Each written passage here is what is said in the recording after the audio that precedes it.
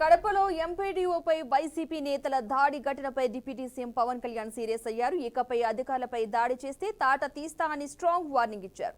RIMS లో చికిత్స పొందుతున్న గాలివీడు ఎంపీటీఓ జవహర్ బాబును పవన్ పరామర్శించారు. బాధితుడిని కుటుంబ సభ్యులను వివరాలు అడిగి తెలుసుకున్నారు. ఎవరి మీదైనా దాడి చేస్తే గత ప్రభుత్వంలో చూస్తూ ఊరుకోమని హెచ్చరించారు. ఇష్టారాజ్యంగా వ్యవహరిస్తే ఉపేక్షించేది లేదని పవన్ కళ్యాణ్ ఫైర్ అయ్యారు. ఇదే అంశానికి సంబంధించిన పూర్తి సమాచారాన్ని మా ప్రతినిధి వాసు అందిస్తారు. వాసు, అన్నమయ్య జిల్లా పర్యటనలో ఉన్నారు. ఈ పర్యటనకు సంబంధించి కడపలోని రిమ్స్ హాస్పిటల్లో నిన్న జరిగిన ఎంపీడీఓపీ దాడికి సంబంధించి రిమ్స్ హాస్పిటల్కి అయితే వెళ్ళడం జరిగింది. వైసీపీ నేతల దాడిలో గాయపడి చికిత్స పొందుతున్న గాలివీడు ఎంపీడీఓ జవహర్ బాబునైతే ఇందాక పరామర్శించడం జరిగింది. అనంతరం జవహర్ బాబును పరామర్శిస్తున్న ఎవరైతే చికిత్స అందిస్తున్న వైద్యులను అడిగి వివరాలు అయితే తెలుసుకున్నారు.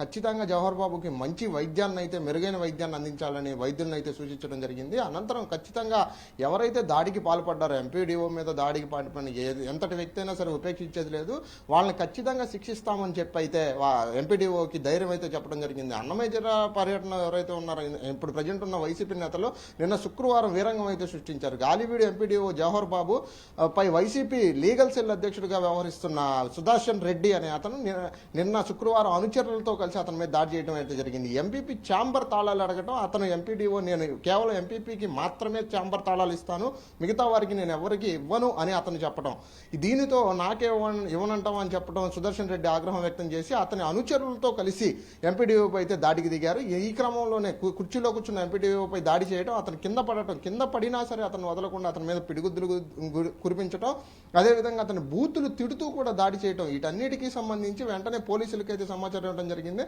పోలీసులు ఈ దాడికి సంబంధించి వెంటనే అక్కడికి చేరుకోవడం, అక్కడి నుంచి ఎంపీడీఓని ఆసుపత్రికి అయితే తరలించడం జరిగింది. మొత్తంగా చూసుకున్నట్లయితే దీనికి సంబంధించి మొత్తం 13 మందిపై పోలీసులు ఎస్సీ ఎస్టీ అట్రాసిటీ కేసును అయితే నమోదు చేశారు.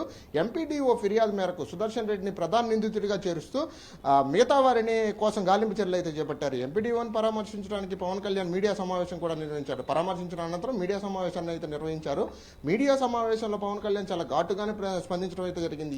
ఎటువంటి అధికారి మీదైనా సరే ఇలాంటి దాడులకు గనక పాల్పడితే ఉపేక్షించేది లేదు.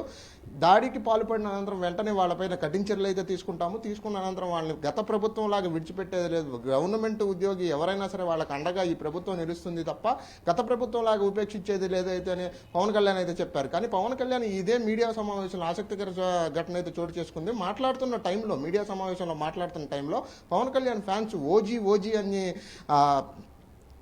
నినాదాలు చేయడం అయితే చేశారు. దీనికి సంబంధించి సహనం కోల్పోయిన పవన్ కళ్యాణ్ వెంటనే వాళ్ళ ఫ్యాన్స్ పై సీరియస్ అవుతూ ఎక్కడ ఏ శ్లోకం చేయాలో తెలియదా మీకు అంటూ వాళ్ళ మీద అయితే సీరియస్ అవడం జరిగింది. వాళ్ళ మీద సీరియస్ అవుతూ ఆగ్రహం అయితే వ్యక్తం చేశారు పద్మ.